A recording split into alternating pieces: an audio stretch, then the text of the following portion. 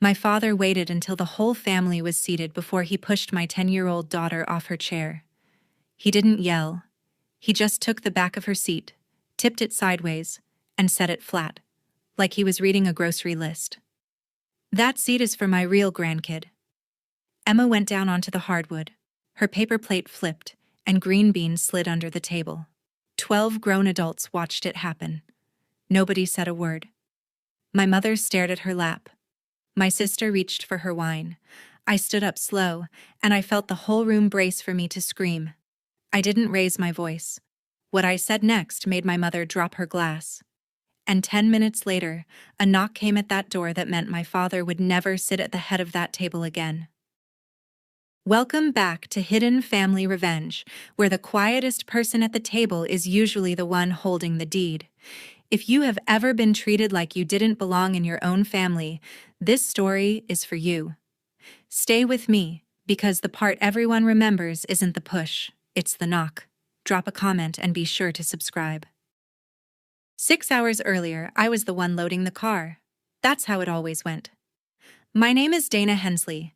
I'm 34 and I run a small bookkeeping firm 2 towns over. 4 employees. My name on the door. Built from a card table and a second-hand laptop. In my family, though, I wasn't the woman who did that. I was the quiet one. The reliable one. The one you called when the water heater died or the property tax notice showed up and nobody wanted to open it. I had the trunk packed by 8 that morning. 2 pies, a spiral ham, the good rolls, a case of the sparkling cider Mom liked, and a bag of gifts I'd wrap myself at midnight. Emma sat in the back seat with her seatbelt snug and a flat package balanced on her knees, wrapped in snowman paper she'd picked out. "Do you think Grandpa Ray will like it?" she asked. I met her eyes in the mirror. She'd spent 3 weeks on that drawing. Our whole family at a Christmas table, everybody smiling, even the people who never smiled at her. "He'd be lucky to get it," I said. She smiled and looked out the window at the snow. I didn't tell her the other thing riding in that car with us. The thing folded in my planner. The reason I'd made a 7 o'clock appointment on Christmas night. I'd been planning it for months. Tonight was supposed to be the night I gave this whole family something none of them saw coming. I thought it would be the best surprise I'd ever pulled off. I was half right. It was a surprise. It just wasn't the one I packed the car for. The house I grew up in sits at the end of Warble Lane, a white 2-story with black shutters and a porch that groans on the second step. I know that porch. I paid to have it rebuilt. We came through the side door into the smell of turkey and pine, and the noise hit us the way it always did. Cousins, a football game nobody was watching, my sister's kids thundering down the hall. My father was in his chair by the window, and when Tyler and Sophie ran up, he scooped them into a bear hug, one on each knee. "There they are," he boomed. "There's my grandkids." Emma stood beside me holding her present against her chest. My father looked at her over Tyler's head, and his face did the thing it always did. It went polite. It went flat. "Careful with your shoes on the rug," he told her, and turned back to the other 2. Emma looked at her sneakers. They were clean. I put my hand on her shoulder and steered her toward the kitchen. As we passed the mantel, I glanced up out of pure habit at the framed photos. My parents' wedding, my sister's graduation, the grandkids' school pictures in a neat row. 2 school pictures, not 3. I'd noticed that gap a year ago and said nothing. I noticed the water stain on the ceiling above the mantel too, and I knew exactly what it had cost to fix the roof under it, down to the dollar, because I was the one who'd written the check. Funny thing about a house, everybody thinks they know who it belongs to. Almost nobody in that room actually did. In the living room, Emma decided she couldn't wait for the gift exchange. She walked up to my father with the snowman package held out in both hands. "I made you something, Grandpa Ray." He was mid-sentence with my uncle about the price of diesel. He took the package, glanced at the shape of it, and set it on the side table without opening it. "Thank you," he said, already turned away. Emma stood there a second longer than a kid should have to. My sister Bethany watched from the couch with a glass of wine. "Ah," she said, in that voice that sounds like kindness and lands like a slap. "Did you draw that yourself? That's so sweet." Emma nodded. Small. It's the whole family, she said. I did everybody. Bethany's smile didn't move. Everybody, huh? She let it sit. Then she went back to her phone. Emma came back to me and pressed into my side, and I felt her go quiet in that specific way I'd learned to read. The way that meant she was folding something up and putting it somewhere I couldn't reach. I crouched down to her level. Hey, I said, you want to help me with the cider? She nodded. In the kitchen, I gave her a job, because a job is the fastest way to give a kid back her hands. And I stood at that counter, peeling foil off a bottle, and made myself a promise I'd made a dozen times before and kept quiet a dozen times before. Not today. Whatever else happened at this table, not today. I had no idea how many times I'd have to keep that promise before the night was over. Turned out it was one more than I thought I had in me. You have to go back 6 years to understand the thing in my planner. 6 years ago, my parents almost lost this house. My father had co-signed a loan for a friend's failed business, and when it went under, the bank came for the collateral, and the collateral was Warble Lane. I found out by accident, the way I found out about most things.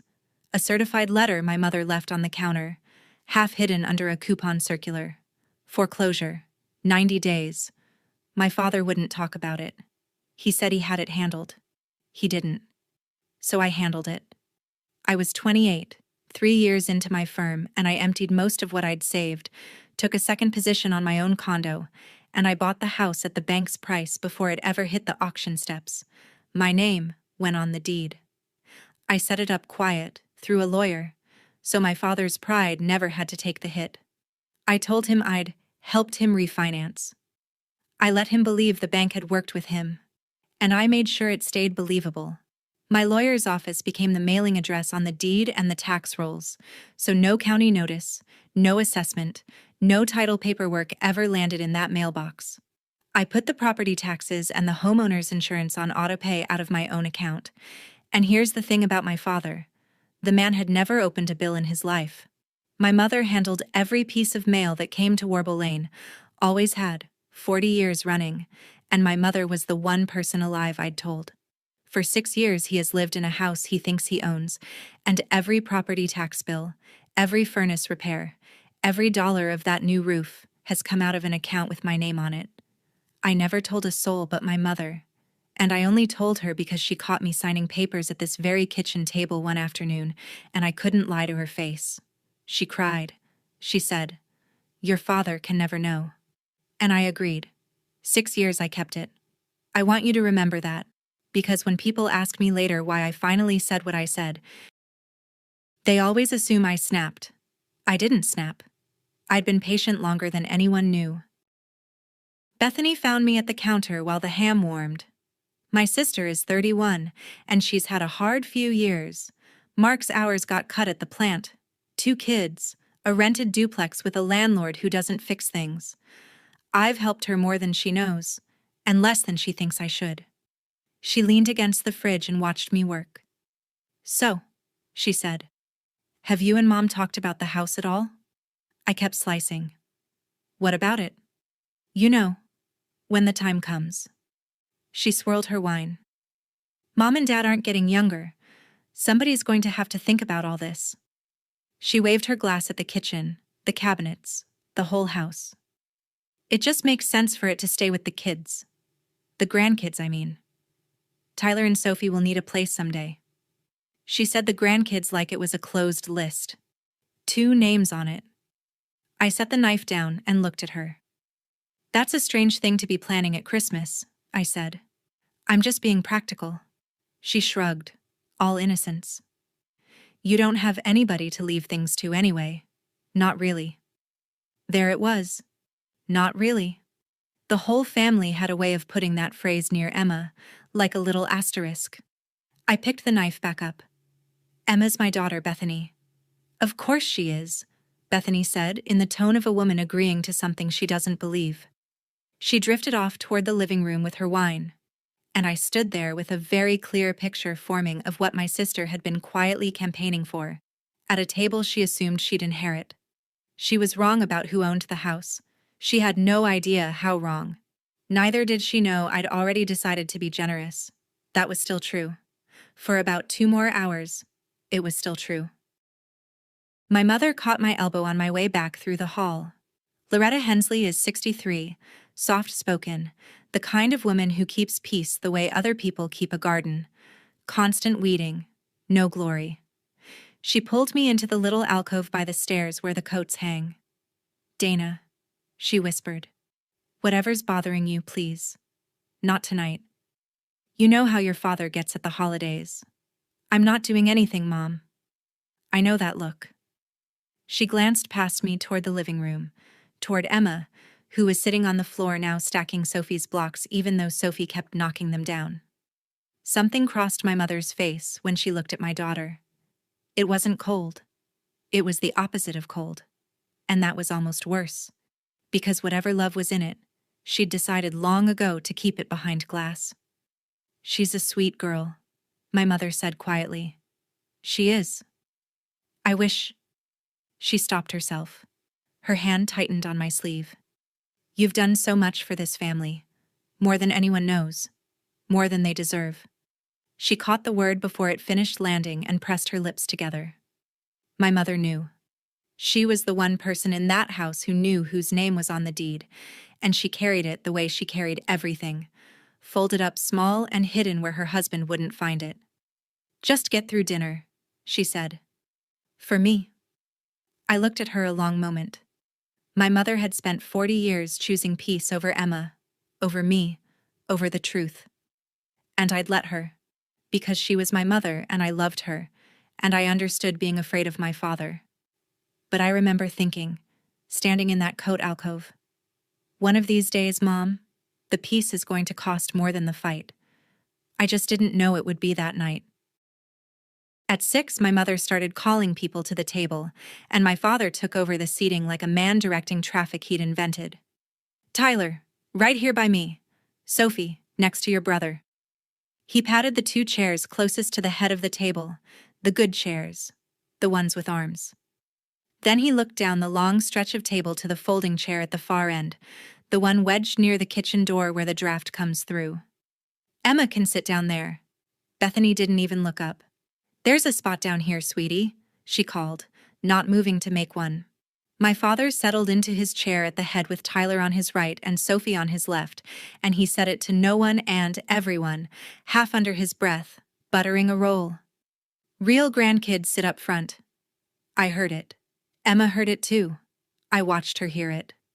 She walked the length of that table to the folding chair by the draft and sat down without a sound, and she put her napkin in her lap the way I'd taught her, and she folded her hands and waited to be told it was okay to eat. 10 years old. I looked at my father laughing with Tyler about a football play, and then I looked at the clock on the wall above the china cabinet. 6:15. Marcus Delgado, my estate attorney, would be at that front door at 7 sharp with a folder I'd spent 3 months preparing. I had 45 minutes. 45 minutes before everything in that house was supposed to change in the best possible way. I remember thinking I could hold it together for 45 minutes. I remember thinking the hard part of the night was already behind us. I have never been so wrong about anything in my life. My father likes to talk about the Hensleys. He does it every holiday, and he did it that night, tapping his knife on the table for quiet before the food had even gone around. "You kids should know where you come from," he said, looking at Tyler and Sophie. "The Hensleys built things. My grandfather cleared 40 acres by hand. This family is blood and it's land, and that means something. You carry the name, you carry the line." He said blood twice, and land once, and the whole time his eyes never went to the end of the table where my daughter sat. Emma, being 10 and being brave in a way that broke my heart, raised her hand a little, the way she did at school. "Grandpa Ray? Am I a Hensley?" The table went quiet in a way that food tables don't usually go quiet. My father's jaw worked. He picked up his water glass and took a slow drink and set it back down. "Eat your dinner," he said, and turned to ask Tyler about basketball. Bethany made a small sound into her wine that might have been a laugh. Emma lowered her hand. She looked down at her plate. and I felt something in my chest go very cold and very still, the way a pond goes still right before it freezes solid overnight. I reached under the table and found her hand and squeezed it once. She squeezed back. But she'd asked the question out loud now, in front of everyone, and nobody had answered it. And a question like that doesn't just evaporate. It goes somewhere. It waits. 6 years I'd kept my mouth shut to protect my father's pride. Watching him not answer my daughter, I felt the first hairline crack run through all that patience. I excused myself for the bathroom and instead stepped out onto the back porch with my coat over my shoulders. The cold was clean and sharp, and I breathed it in and dialed Marcus. He picked up on the second ring. "Dana, we still on for 7? "We're still on," I said. "You have everything?" "The transfer package, the trust documents, 2 copies notarized and ready. All it needs is your signature." He paused. "You sure you want to do this on Christmas? It's a big gift. There's no undoing it once it's signed." I looked through the window at the warm yellow light, at my family around that table, at the back of my father's head at the top of it. This was the plan I'd been proud of for months. I was going to put the house I'd quietly owned for 6 years, into a family trust. Not just for me, for my parents to live in, protected, for the rest of their lives, for Bethany's kids, for Emma, all of them, named, equal, cared for. I was going to hand my father back the security he never knew he'd lost, and I was never even going to make him say thank you. I was going to let him keep believing he'd earned it. That was the surprise in my planner. That was the 7 o'clock knock. "I'm sure," I told Marcus. "Come to the front. Christmas dinner will be winding down. It'll be a good moment." "See you at 7, he said. I hung up and stood in the cold a minute longer, watching my daughter's small shape at the far end of the table, alone by the drafty door. I told myself she'd understand someday why I'd waited to fix all this the quiet way. I really believe the quiet way was still on the table. When I came back in, my aunt was trying to organize a photo. "Before everybody eats, let's get a Christmas picture." She waved her phone around. "Grandkids up front by Grandpa Ray. Come on, come on." Tyler and Sophie scrambled to my father's knees. Emma started to slide off her folding chair to join them, because she was 10, and someone had said grandkids, and she was a kid who still hoped that word might include her. My father put a hand up. "Just the 2, he said to my aunt, easy as anything, gesturing at Tyler and Sophie. "Let's keep it to the ones that carry the name, for the mantle." My aunt's smile froze. She looked at me. She looked at Emma, who had stopped halfway off her chair, 1 foot on the floor, caught. For 1 long second nobody moved. Then my aunt laughed too loud and said, "Oh, let's just get everybody, it's Christmas." And I stood up and walked to the end of the table and held out my hand to my daughter. "Come help me check the pies, Bug," I said, loud and warm, like the photo had never happened. Emma took my hand and I walked her into the kitchen and I crouched down and I fixed a barrette that didn't need fixing just so I had a reason to hold her face for a second. "I want to be in the picture," she said. Not crying, just stating it, the way you state a fact you've decided not to argue with. "I know," I said. "I know you do." I did not trust my voice to say more than that. Behind me, in the dining room, I could hear my father arranging the real grandkids for the mantle, and I could feel the last of my patience wearing thin as spring ice. We stayed in the kitchen a few minutes, Emma and me, just breathing. She checked the pies she couldn't reach, and I lifted her so she could see them through the oven glass. "That one's the pecan," I told her. "You picked it."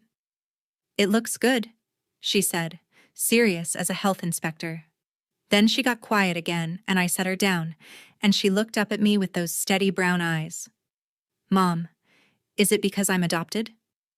There are moments in a life that split it into a before and an after, and you feel the split happen in real time, like a bone under too much weight. This was one. I got down on one knee on that kitchen floor so we were eye to eye, and I did not lie to her, because I never have and I never will. "Some people," I said, "think family is only about blood. Grandpa Ray thinks that, and he's wrong about it, and it isn't your fault, and it is never, ever going to be your job to fix it. She thought about that. But he's my grandpa. He is what he decides to be, I said. But listen to me. I took both her hands. I chose you. Do you understand what that means? Blood is an accident. Choosing is a promise. I stood in a courtroom and I raised my hand and I promised a judge and I promised God and I promised you. You are my daughter. Nobody at that table gets a vote. Nobody. Not ever. She nodded slowly, and something in her small shoulders came down half an inch. Okay, she said. Okay. I kissed the top of her head and stood up, and my knees cracked, and we went back out to that table because that's what you do. I meant every word I'd said to her. I was about to find out if I meant it enough to do something about it. Dinner got served. My mother went around with the turkey platter, and my father held court, and somewhere in the middle of it he started handing out the little things he always handed out. Silver dollars for the grandkids, a tradition from his own father. He pressed one into Tyler's palm. There's my boy. One into Sophie's. There's my girl. He came around the table with the felt bag, and when he got near Emma's end, he simply closed the bag and set it down. Running low, he said, to nobody, and sat back down. He had 2 more in there. I saw them. Emma saw the bag close. She kept eating her mashed potatoes like nothing had happened, which was somehow the thing that undid me most. How good she'd already gotten at pretending not to notice. I put my hand flat on the table to steady myself, and through the fabric of my coat draped over the back of my chair, I felt the hard rectangle of my planner in the inside pocket. And inside that planner, folded in thirds, was the thing I carried everywhere. I didn't take it out. I just pressed my palm against the shape of it and let it remind me who I actually was in that house, no matter how they'd all decided to treat me and mine. My father thought he was the one holding this family together with his talk of blood and land. He had no idea he was sitting in a chair, in a house, eating off a table, that a woman he wouldn't even give a silver dollar to had kept from going under. I glanced at the clock. 6:40. 20 minutes. And for the first time all night, I let myself wonder if the quiet plan was really the right plan after all. I told them I needed to grab something from the car, and instead I went up the stairs to my old bedroom, the one my mother still keeps like a museum. I sat on the edge of the twin bed and I took out my planner, and I opened it to the back, to the clear plastic sleeve, and I slid the folded paper out. On top was a photograph. It's the only picture I keep with me at all times. It was taken 8 years ago on the steps of the county courthouse, me at 26, holding a 2-year-old with wild curls and a courthouse-issued teddy bear, both of us mid-laugh, a caseworker beaming beside us. The day Emma's adoption was finalized, the day a judge looked at me and said the words that made her legally, permanently, no take-backs mine. I have read the transcript of that hearing so many times I know it by heart, and folded behind that photograph, in thirds, worn soft at the creases, was the deed to the house on Warble Lane, with my name typed on it plain as day, and clipped to it, Marcus's cover letter confirming the 7 o'clock appointment to sign it all into the family trust, a photo of the day I chose her, a deed to the house they thought made them better than her. I held both those pieces of paper in my 2 hands on that childhood bed, and I looked at the picture of my daughter at 2 years old, laughing on courthouse steps, and I thought about her at 10, closing her hands around a silver dollar that never came. And I understood something I should have understood years earlier. My father didn't need this house given back to him gently. My daughter needed to know, out loud, in front of everyone, exactly who she was. Those were not the same gift. And I could only afford to give one of them tonight. I came back downstairs with the deed and the photo tucked into my jacket pocket instead of my planner, closer to me now, like a hand of cards I hadn't decided how to play. In the dining room, my father had pulled Tyler up out of his chair and was walking him around to the head of the table, to his own chair, the big one with the arms. "You sit here a minute," he was telling the boy. "Get used to it. This is where the head of the family sits. Someday that'll be you, if you do right and carry the name." Tyler grinned and climbed up into the throne, swinging his legs, My father stood behind him with both hands on the chair back, proud as a man showing off a prize bull. And down at the far end, by the drafty door, my daughter watched a boy get taught how to inherit a house that already belonged to her mother. Emma wasn't upset. She was studying it, the way she studies everything, filing it away. Then she did the smallest, bravest thing. She got up from the folding chair and she walked to the empty seat beside my mother. A real chair, mid-table. Nothing special, just a normal chair that happened to be empty. She just wanted to sit in a real chair for the meal like a real person. She pulled it out and sat down and scooted in and reached for her water. My mother went stiff beside her. My father's head came up. I was still 3 steps from the table, the deed in my pocket. My mouth already opening to say something easy and diffusing, some joke to smooth it over the way I'd smoothed 100 moments before. I was too slow. He was already moving. My phone buzzed in my pocket at that exact moment. I felt it against my hip. And later, I'd see it was Marcus. Running early, be there in 15 minutes. But I didn't look at it then because my father had crossed the room to where Emma sat in that ordinary chair beside my mother, and the whole table had gone the kind of quiet where you can hear the furnace kick on. Here is the thing I want you to understand, because people always ask me this part. I had a lawyer 15 minutes out with the papers that would have handed my father everything he could ever want, protected, forever. All I had to do was keep the peace 15 more minutes and let the quiet plan work. Some part of me was still reaching for that, still hoping, right up to the last second, that my father would surprise me, that he'd tousle Emma's hair and say, "Sit anywhere, sweetheart. It's Christmas," and let me go through with the gift. I want to be honest that I gave him that chance. I gave him chance after chance after chance, for years, and I gave him one more in that dining room with a lawyer on the porch steps. That's not weakness. I need you to hear that. Choosing to hope one last time isn't weakness. It's just the last thing you do before you stop hoping for good. He reached the chair. He put his hand on the back of it. And I saw his face. And I knew, the way you know whether, that he was not going to surprise me. He was going to do exactly what he always did. He was just going to do it with his hands this time.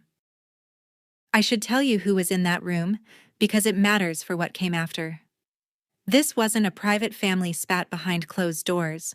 The Petersons from next door had come by for dessert, the way they did every year, and they were standing in the doorway to the living room with plates in hand.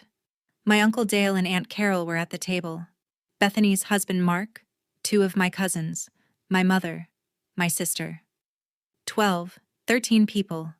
Most of them people whose opinion my father had spent his whole life managing.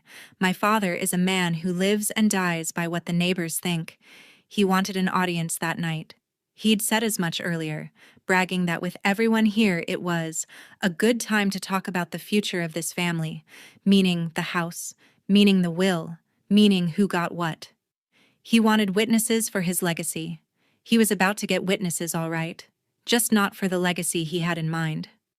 I stood there with the deed in my pocket and the neighbors in the doorway, and my daughter in an ordinary chair, and I watched my father decide that this, with everyone watching, was the moment to make a point about blood.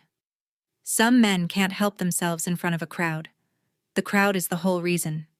He wanted them all to see him defend the sacred Hensley line. He got his wish. Every single person in that room saw what he did next, and every single person in that room heard what I said back, and there is not one of them who tells the story today the way my father wishes they would. He built that audience himself. Then he stepped into it. For a second I thought he was just going to make her move. That would have been bad enough, an old man ordering a 10-year-old out of a chair in front of company. I braced for that. My mother must have braced for it too, because she put her hand lightly on Emma's arm.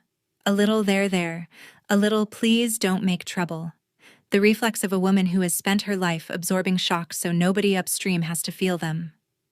"Ray," my mother said softly. "Let her sit, it's fine, there's room." "It's not about room," my father said. And his voice had that flat, reasonable, grocery list tone that is so much worse than shouting, because shouting is heat. and this was cold. There's a way things are done in this family. He looked down at my daughter in the chair beside his wife. Emma looked up at him. She wasn't scared. She had her chin up, my girl, in a way that told me every one of those courtroom words had landed after all. And my father, in front of the Petersons and my uncle and my sister and God and everybody, decided that a little girl's chin was a challenge to the House of Hensley. I was moving now. I'd started around the table. But there's a distance in every one of these stories between where you're standing and where you need to be. And I have run that distance 1,000 times in my dreams since, and I have never once gotten there in time. He reached down. He took the back of her chair in his hand, and the whole room drew one breath and held it. He tipped the chair. Not gently. He took the back of it and pulled it sideways and out, the way you'd yank a weed, and my daughter went off the seat and down onto the hardwood floor, and the chair clattered, and her water glass tipped and rolled and dumped across the tablecloth in a dark spreading stain. And into the silence, loud enough for the neighbors in the doorway, loud enough for the mantel and the china cabinet and the whole watching room, my father said it. That seat is for my real grandkid. Real grandkid. Those words. I have heard them in my sleep every night since. He stood there over her with his hand still on the chair he'd emptied, and he wasn't even angry. That was the thing. He was satisfied. He had corrected a wrong in the universe. He had put the line back where it belonged. And my Emma, 10 years old in her Christmas dress, on the floor of a house her mother owned, did not cry. She gathered herself up onto her knees and she started, quietly, to pick up the green beans that had spilled off her plate, putting them back one at a time, cleaning up the mess an adult had made of her, because she thought that was her job. That's what did it. Not the push. The push made my hands shake. But watching my child kneel on the floor and tidy up her own humiliation so she wouldn't be any trouble, that's the image that ended 6 years of my silence in the space of one breath. I stopped walking. I stood very still at the side of that table. 12 people stared. My sister had her wine halfway to her mouth. My mother had both hands pressed to her chest, and my father, satisfied, started to turn back toward his own chair at the head of the table, like the matter was settled. I said his name. Just his name. Dad. He turned around. I crossed to my daughter first. Him I could deal with in a minute. He wasn't going anywhere. I crouched down on that hardwood floor next to Emma and I stopped her hands, gently, from picking up any more green beans. Leave it, baby, I said. Quiet, just for her. That's not yours to clean up. I checked her elbow where she'd landed, turned her wrist over, looked in her eyes. Are you hurt? She shook her head. I'm okay. I know you are, I said. You're the toughest person in this room.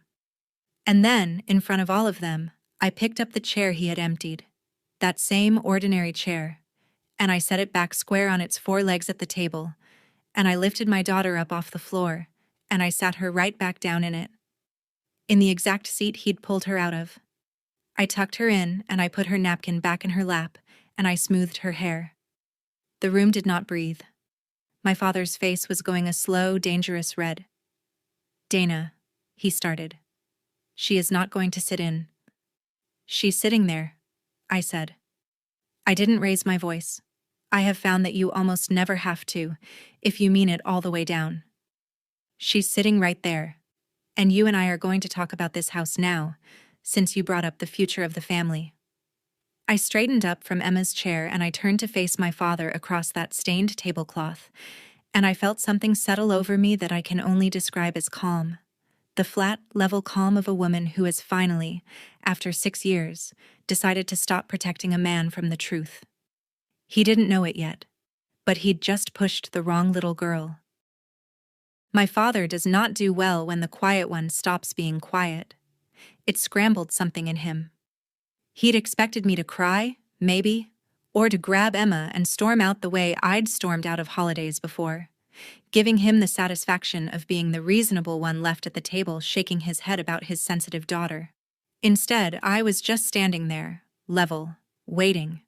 So he got loud because loud was the only tool he had left. "This is my house," he said, and he said it to the room, to the Petersons, to his audience. "In my house, I decide how my family sits at my table. I have earned that. I built this. Everything you see." He swept his arm around the dining room, the china cabinet, the water-stained ceiling, the whole of Warble Lane. "Everything in this house I worked for, and I will not have some—" He caught himself, glanced at the neighbors, changed course. "I will not be told how to run my own family under my own roof." Bethany, God help her, chose that moment to back him up. "Dana, come on," she said. "He's not wrong. It's his house. You're making a scene over a chair." A scene over a chair. My sister, who'd been quietly measuring that dining room for her own kid's inheritance for years, calling this a scene over a chair.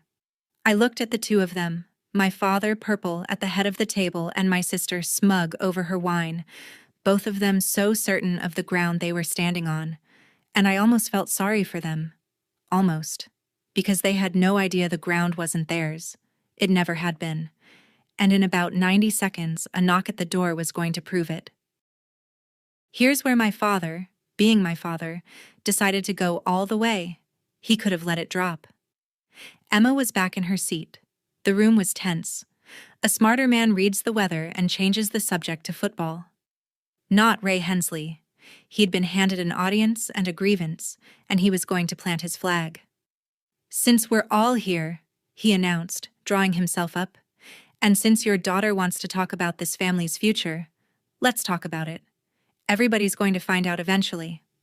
He looked around the table, making sure he had them. "This house, this land, it goes to the grandchildren who carry the Hensley name. Tyler, Sophie. That's how it should be.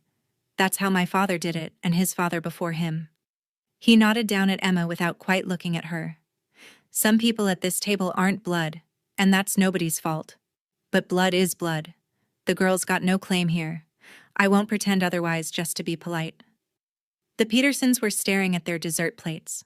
My Aunt Carol looked like she wanted the floor to open. My mother had gone white as the tablecloth. And me. I felt the last thing let go inside my chest. Clean. Almost peaceful. Like a rope finally cut. He'd said it. Out loud. In front of witnesses. The girl's got no claim here. My 10-year-old had no claim on a house. I let his words hang in the air a second so everyone could really hear them. Then I pulled out the empty chair at my end of the table, and I sat down. Slow, and I folded my hands, and I looked at my father the way you look at a man who has just signed something without reading it. "Dad," I said, "since we're talking about the house." Before I tell you what I said back, let me say this to you directly, because if you've read this far, you already know the sound that dining room made. If you have ever sat quiet at a table while somebody else decided who counts as family and who doesn't, if you've ever swallowed it for the sake of peace, year after year, holiday after holiday, then you know exactly why my hands were steady and my voice was low. This is that moment. Subscribe so the algorithm keeps stories like this one on your feed, and stay with me because the knock is 30 seconds away. Now, back to my father's table. "Since we're talking about the house," I said again, and the room quieted to hear me because I hadn't raised my voice once, and somehow that made everyone lean in. "You keep saying it's your house, your roof, everything you worked for." I kept my hands folded on the tablecloth. "I want to ask you something, and I want you to think before you answer, because a lot of people are listening. 6 years ago, this house went into foreclosure. Do you remember that, Dad? The certified letter. The 90 days. Do you remember how close you came to losing Warble Lane?" My father's jaw tightened. "That got handled," he said. "I refinanced. That's private family business, and it's got nothing to do with—" "Who handled it, Dad?" I said. Quiet. Level. "You said you refinanced. Walk everyone through it. Which bank? What did they say when you called them?" His mouth opened. Nothing came out. Because he'd never called a bank. He'd never handled anything. He'd woken up one morning 6 years ago and the problem was simply gone, and he'd never once let himself ask why. Now, in front of everyone, he had to. You didn't refinance anything, I said. I wasn't cruel about it. I didn't need to be. The facts were heavy enough on their own. There was no refinance. The bank was done with you. In 90 days, they were going to auction this house on the courthouse steps. The same steps. My voice caught for 1 second, and I let it. And then I went on.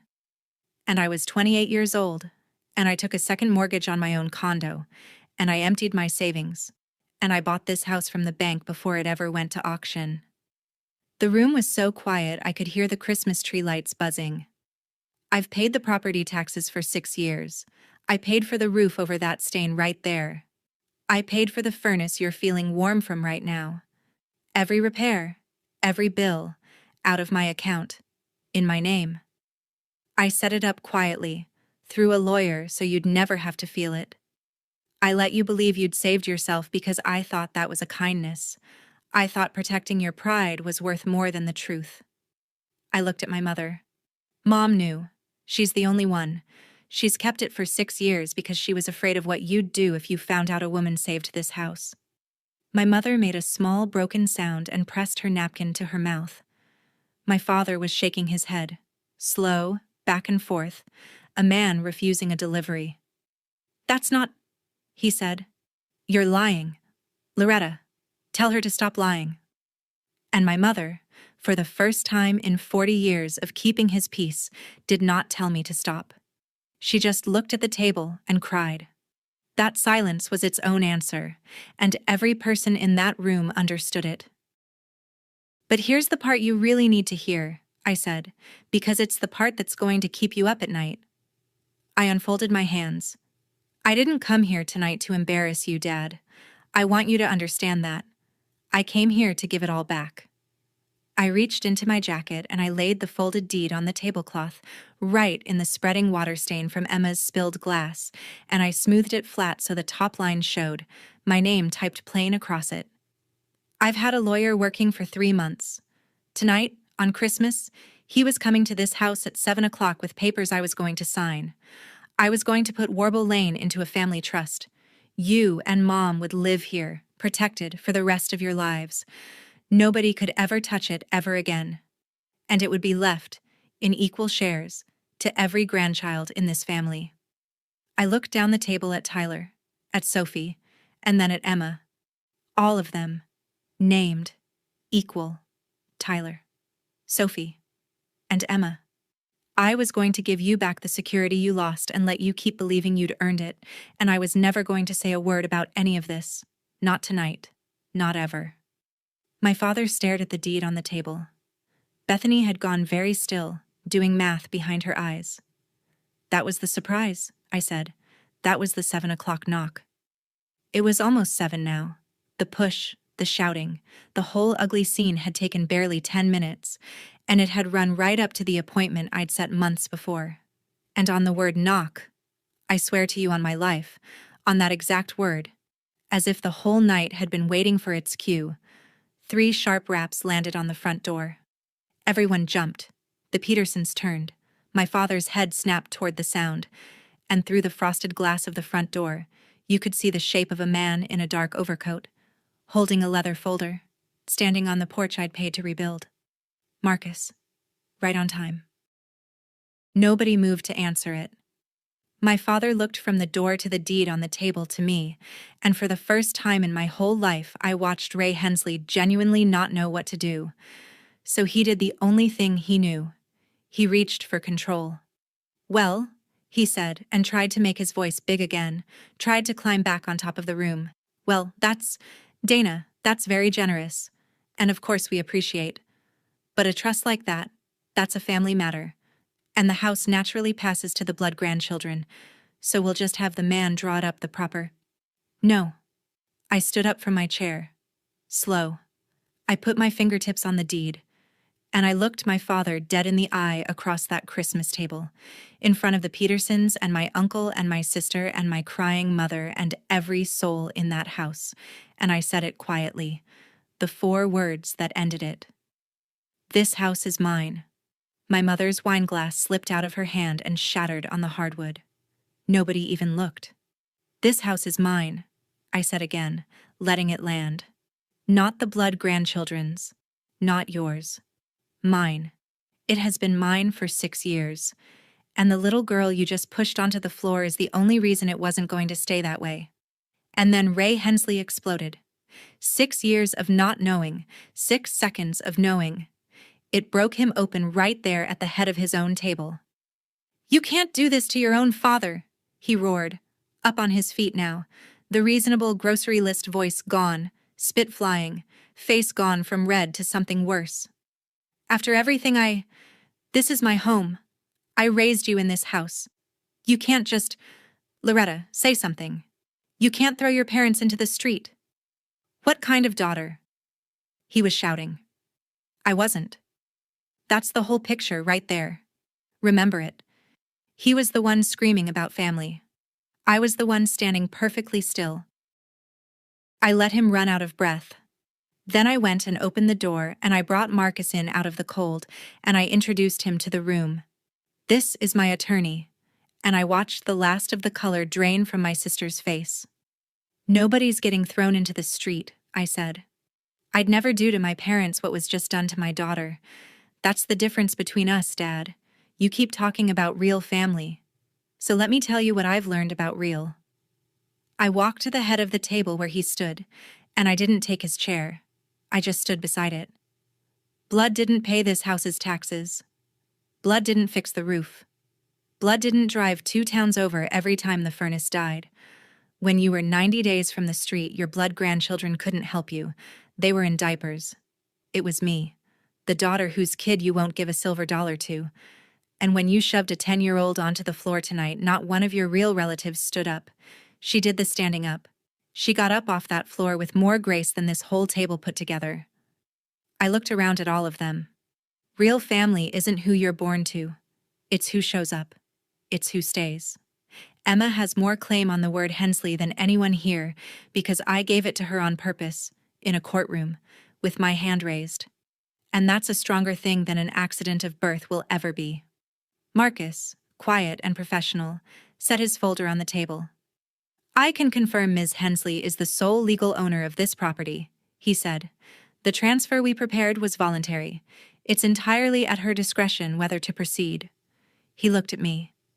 "Do you want to proceed tonight, Dana?" The whole room waited. My father waited. And I looked at my daughter, safe in her chair. "No," I said. "We're not signing tonight." I didn't burn it all down. That's not who I am. And it's not what Emma needed to see. What she needed to see was her mother stand up straight and set a fair line and hold it. So that's what I did. I told my father, in front of everyone, exactly how it was going to be. He and my mother could stay in the house. It was their home, and I would never take a roof from them. But it would be a real arrangement now, in writing, a proper lease at a fair rate, on the honest understanding that the woman who owned the house would be treated with respect in it, and so would her daughter. "Emma is welcome at this table any time," I said, "in any chair. If that's ever a problem again, then it stops being a place we come." I didn't yell it. I just said it. The way you say a thing you've fully decided. The trust, the gift, the equal shares, the security handed back with no strings. That was gone. He'd had that in his hands for one evening and thrown it on the floor along with my daughter. Some gifts you only get offered once. My mother came around the table then, stepping over the broken glass in her good shoes, and she knelt down in front of Emma's chair, my proud, terrified, peacekeeping mother, down on the floor at last. "I'm so sorry, sweetheart," she said, and she was crying too hard to say more, and she took Emma's hands. It didn't fix 40 years, but it was the first true thing I'd seen my mother do in that house, and I let it happen. Emma, being braver and kinder than all of us, patted my mother's hand and said, "It's okay, Grandma." It wasn't okay, but that's my girl. She'd rather give grace than be right. My father stood at the head of his table alone, and for the first time, nobody was looking at him. They were all looking at the little girl on the good side of the table. We left not long after, Emma and I, with the pecan pie she'd picked out boxed up under my arm, out the front door and down the porch steps I'd paid to rebuild, into the clean, cold snow. She held my hand the whole way to the car and she was quiet, but it was a different quiet than before. Lighter, like something she'd been carrying got set down. Here's the only wisdom I've got, and I learned it at a Christmas table with a broken glass on the floor. Blood decides who you're related to. It never once decides who you belong to. My father learned that it takes a lifetime to build a table and 4 words to lose your seat at it. The pushed chair, the dropped glass, the knock at 7.